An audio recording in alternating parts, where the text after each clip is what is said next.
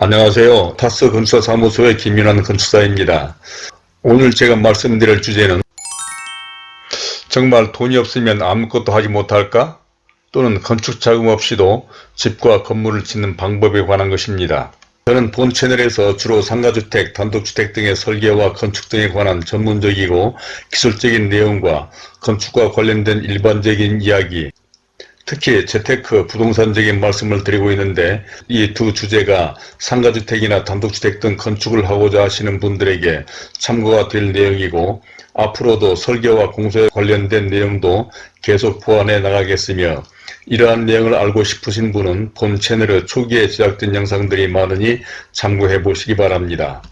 그럼 오늘의 이야기를 시작해 보겠는데, 저는 평생 설계와 건축을 하다 보니 수많은 사람들과 건축주들을 만나고 또 그들과 여러가지 일을 해왔습니다. 그러니까 이런 분들은 내 집이나 건물을 지으려거나 또는 이런 부동산에 투자하려는 사람들로, 사실 이러한 일들은 사람들에 따라서는 자신의 전 재산, 아니 자신이 가진 모든 것보다 더 많은 자금이 소요되는 사업인데, 과연 이런 사람들은 어떤 사람들이었을까요? 즉, 그 많은 돈을 뭐 다 가지고 있는 소위 부자들이었을까요? 아니면 자금 동원 능력이 좋은 사람들만이었을까요? 특히 오늘은 최근 상가주택을 짓고 싶어하는 어느 건축주와 상담을 하면서 자금, 즉 돈과 사업에 관해서 느낀 점이 많아 오늘의 주제와 같이 정말 돈이 없으면 집이나 건물을 짓거나 투자를 할 수 없는지 등에 대해서 다음과 같은 5가지 내용으로 말씀을 드리고자 합니다. 아무쪼록 이런 데 대해서 관심이 많으신 분이나 특히 상가주택, 단독주택 등 건물을 지으시려거나 투자하시려는 분, 또는 재테크와 부동산에 관심을 가지신 분 등에게 참고가 되리라 생각하며, 먼저 보시기 전에 구독과 좋아요 그리고 선풀을 남겨주신다면 저에게도 큰 힘이 되어 이러한 영상을 만드는 데 도움이 될 것 같습니다.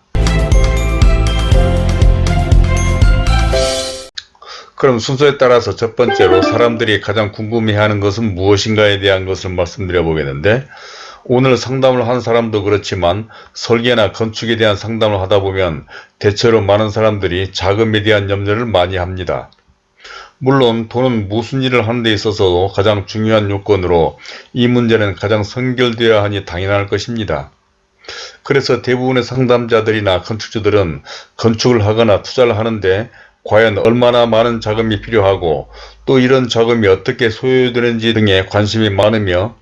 또 대부분의 사람들은 자금이 충분하지 못한데 어떻게 하면 좋겠느냐고 하소연대를 하기도 하지요.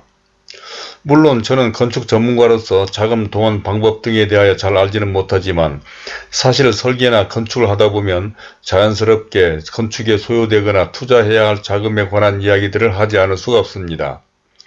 그러니까 설계를 하다 보면 꼭 건축주들의 프라이버시를 알려고 해서가 아니라 그분들의 특성이나 라이프 스타일 등을 알아야 하고, 가족 구성원들의 상황을 이해해야 건축주가 원하는 집이나 건물의 설계를 할 수가 있는 것이며, 또 전체적인 사업비와 자금의 소요 시기 등 자금의 흐름도 알려줘야 하기 때문에 그분들의 자금 문제 등에 관한 이야기를 자연스럽게 듣게 되고, 그러면서 그분들의 구체적인 사정이나 자금 계획을 알게 되는 것입니다. 다음 두 번째로 모든 건축 자금 없이도 건축을 하는 사람들에 관한 것인데, 이러한 과정에서 그동안 만나보고 같이 일을 했던 건축주나 투자자들을 보면 대체로 자금 문제는 큰 차이가 없더라는 것입니다. 즉 단정적으로 말하여 대체로 많은 사람들은 자신이 보유한 자기 자금만으로 건축을 하기보다는 자신이 살고 있는 집이나 심지어 전세자금 그리고 대출이나 지인의 자금을 활용하고, 또 건축 완공 시점에 들어오는 그 건물의 임대 보증금이나 전세금으로 충당하는 것이 대부분이었던 것 같습니다. 사실 이런 자금 문제는 비단 자기 집이나 건물을 짓는 건축사업뿐만 아니라 그 어떤 사업을 해도 마찬가지가 아닌가 싶은데, 그것은 사람이 살아가는 것은 다 비슷한 것이기 때문이 아닌가 합니다.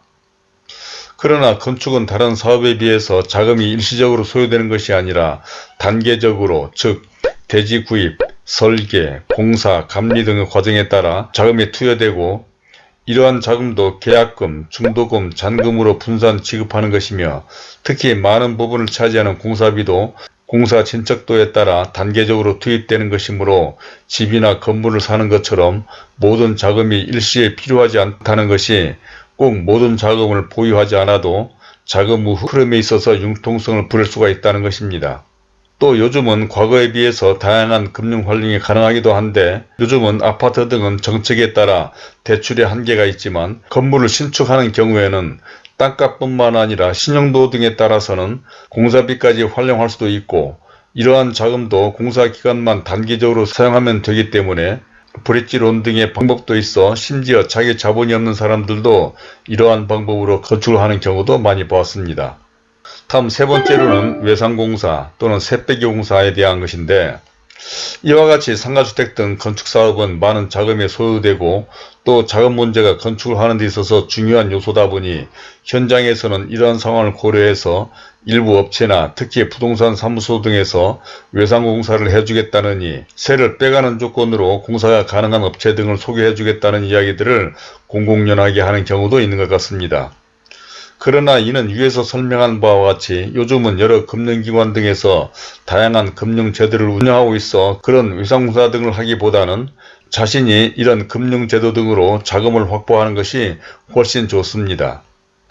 그것은 세상에 공짜는 없다는 말과 같이 외상공사나 세를 빼가는 조건으로 공사를 의뢰하는 경우 공사란 현장 작업자 등의 특성상 그때그때마다 공사 자금이 집행되어야 하는데 만약에 업체가 그 자금을 동원한다면 당연히 그에 따른 금융비와 리스크를 공사비에 포함할 것은 명약 관화할 것이기 때문입니다. 뿐만 아니라 만약 그렇게 하는 경우에는 공사비가 오르거나 공사의 품질이 떨어지면서 건물의 주인인 건축주는 공사를 발주하는 건축주로서 당당하지도 못할 뿐만 아니라 주도권마저 상실하며 공사를 하는 내내 여러모로 어려운 점이 생길 수도 있어서 결코 바람직하지 않기 때문인 것입니다. 또 어떤 업체는 대출을 알선해 주겠다거나 특히 PF를 동원해 주겠다는 경우도 봤는데 대출이란 그 업체가 당사자가 될 수 있는 것이 아니라 건축주 명의로 하는 것으로 어차피 본인이 직접 해야 하는 것이며 PF 즉 프로젝트 파이낸싱이란 아파트나 상가 등 분양사업에서나 가능하지 상가주택 등 임대하는 건물은 PF는 가능하지도 않습니다. 그러므로 아무리 자금이 문제가 되고 중요하다고는 하지만 이런 제한이나 유혹은 각별히 조심해야 할 것입니다. 다음은 네 번째로 웬만하면 누구나 건축할 수가 있다라고 하는 것을 말씀드려 보겠는데 그동안 저는 여러 영상에서 요즘은 웬만한 사람들이라면 내 집을 짓거나 소위 조물주 위에 건물주라는 상가주택 등을 충분히 지을 수 있다는 이야기들을 해왔습니다. 특히 요즘과 같이 아파트나 아파트 전셋값이 폭등한 시기에는 웬만한 지역의 아파트 전세금 정도로도 충분히 가능하고 또 여러 다른 유튜브 영상 등에서도 3억으로도 건물주가 될 수 있다고 이야기들을 하는데 이는 경우에 따라서 결코 틀린 이야기는 아니라고 생각합니다. 그러니까 최소한의 종잣돈이나 대출 등 자금 동원 능력이 전혀 없다면 모를까 웬만한 아파트 전세금 정도라면 비록 엄청난 자금이 소요되는 집짓기나 디벨로퍼 등 건축사업이긴 하지만 하기에 따라 가능하다는 것입니다. 또 그동안 만나본 건축주나 디벨로퍼들 가운데는 이보다 못한 경우도 많이 봤는데 사실 이런 경우 사업 진행에 차질을 빚거나 여러 어려움을 겪기는 하겠지만 하기에 따라 일부 시행사업을 하는 사람들과 같이 PF 자금이나 지주 공동사업 등으로 큰 돈이 없어도 이러한 사업을 하는 경우도 있다는 것입니다. 물론 그런 사람들과 같이 아무나 할 수 있는 것은 아니고 또 그런 사업이 결코 쉽지는 않지만 경우에 따라서는 난관에 부딪히거나 실패할 수도 있기는 한데 극단적인 경우가 아니라면 꼭 모든 자금이 없어도 운영하기에 따라 가능하다는 것으로 특히 상가주택과 같은 꼬마 빌딩의 경우에는 분양사업이 아니라 자신의 주거 문제를 해결하면서 임대를 주는 사업이기 때문에 큰 리스크가 없기도 합니다. 이제 마지막 다섯 번째로 돈보다 더 중요한 의지와 결단력에 대한 것을 말씀드리면서 마치겠는데 나는 돈이 없어도 사업을 한다라는 책이 있습니다. 영국 왕실로부터 인정받은 30대 백만장자가 자신의 경험을 바탕으로 쓴 책인데 저자는 평범한 아이템과 아이디어로 글로벌 브랜드를 만들어 백만장자로 성공한 스토리에서 돈보다는 아이디어와 사업을 해보겠다는 의지가 중요하다고 주장합니다.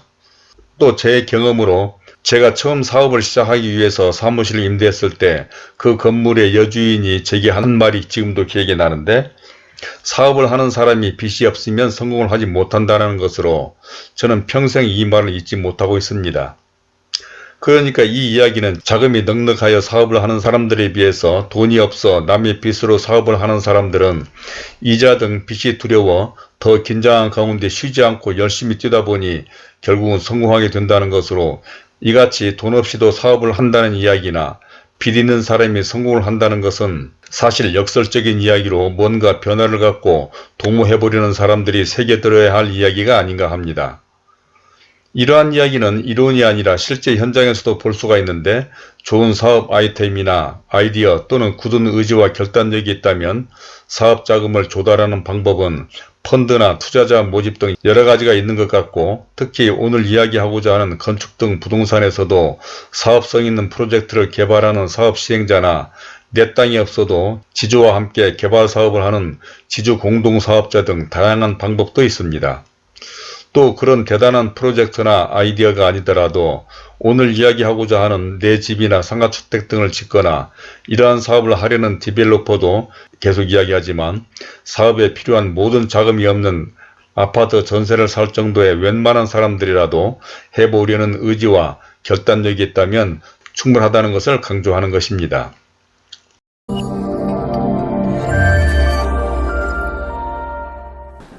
자, 지금까지 돈이 없으면 정말 아무것도 하지 못할까, 또는 건축자금을 다 가지고 있지 않으면 건축을 할 수 없을까에 대해서 첫 번째로 사람들이 가장 궁금해하는 것들에 대한 거, 두 번째로는 모든 건축자금 없이도 건축을 하는 사람들, 또 세 번째로는 외상공사 또는 셋빼가기 공사, 네 번째로는 웬만하면 누구나 건축을 할 수가 있다, 다섯 번째로는 돈보다 더 중요한 의지와 결단력에 대해서 말씀을 드려봤는데, 이제 결론적인 말씀을 드려보겠습니다. 그것은 바로 돈보다 해보려는 의지와 결단력이라고 다시 한번 강조하고 싶은데, 이는 제가 그동안 설계와 건축을 하면서 만나본 수많은 건축주와 투자자들도 그랬다는 것으로, 대체로 은행 대출이나 차입금 등을 이용하지 않고 순전히 자기 보유자금만으로 집이나 상가주택을 짓는 사람은 별로 본 적이 없는 것 같고, 심지어는 자기 가족들이 살고 있는 전세금까지 활용해서 디벨로퍼 사업을 하는 사람들도 보면서 그런 분들의 사업 의지와 결단력에 놀란 적이 한두 번이 아니었습니다. 또 그런 분일수록 대지 구입부터 설계 등 건축의 모든 과정에서 최선을 다하는 모습을 볼 수가 있었는데, 사실 이는 다른 모든 사업이나 비즈니스에 있어서도 돈 없으면 아무것도 할 수 없다고 아예 시도도 해보려 하지도 않는 것은 결국 해보려는 강력한 의지나 결단력이 없는 유약한 사람들의 이야기에 지나지 않는다는 것을 그동안 건축을 하면서, 또 제가 나이 자랑은 아니지만 오랜 세월을 살아본 사람으로서 다시 한번 강조하며, 혹시 이런 데 대한 궁금한 점이나 의견 등이 있으시면 선플로 남겨주시기 바랍니다. 그러면 그런 점 등에 대해서도 더 자세한 설명을 해드리도록 하겠고, 또 구독과 좋아요를 눌러주신다면 본 채널에 관련된 다른 많은 참고 영상들을 보실 수도 있으며, 화면 왼쪽에 제가 추천하는 이 영상들도 꼭 참고해 보시길 바라면서 오늘은 이것으로 줄이도록 하겠습니다. 감사합니다.